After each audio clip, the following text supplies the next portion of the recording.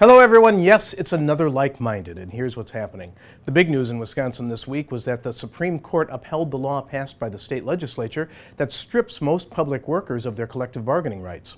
The law will go into effect June 29, and in a related development, proctologists in Wisconsin reported that they are seeing a 7,000% increase in business as workers schedule appointments to have the law extracted. Moon River.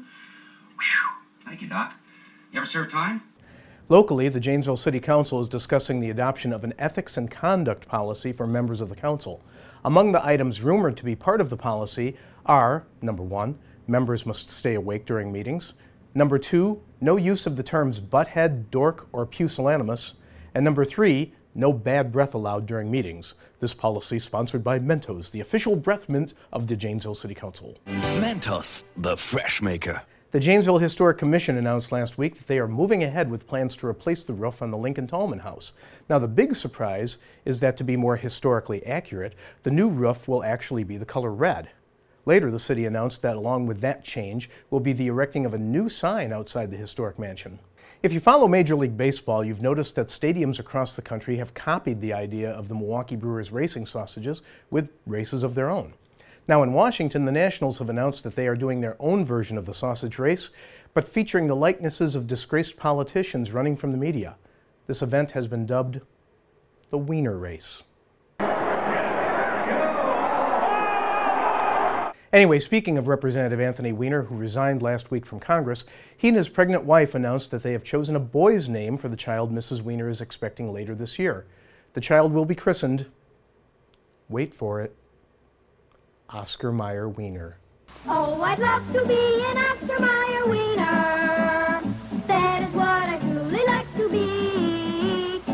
Representative Weiner has applied for a job with the school district of Janesville, but he's been told that if he is hired, he will need to change his last name. Here's one that hasn't been taken. How'd you do, I see you've met my faithful hand in hand. By the way, for those of you who aren't into Rocky Horror, that was Dr. Frank Furter. And here's this week's Sound Off Comment of the Week, an actual anonymous call printed on the op-ed page of the Janesville Gazette. On Tub Run, why is it every year the people riding in the tub run think they are exempt from following traffic laws?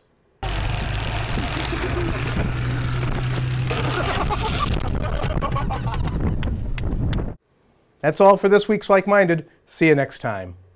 I used to fancy myself quite the speller. Were you in the B? I was not in the B. We didn't have the B in Milton. You know, we're just simple farmers, people of the land. We'll roll with it. We'll roll with it, Tony. Why is it every year the people riding in the tub run think they are exempt? You know, exempt is a pretty hard word for somebody who calls into Sound Off. I mean, honestly, these people are, you know, they're either lonely shut-ins or, you know, 47-year-old guys who still live with their parents. You know, on my way in today, I noticed that gas was $3.59 a gallon. I'm thinking, wow, that's pretty good. It's down 50 cents. And then I thought, it's $3.59 a gallon. That sucks.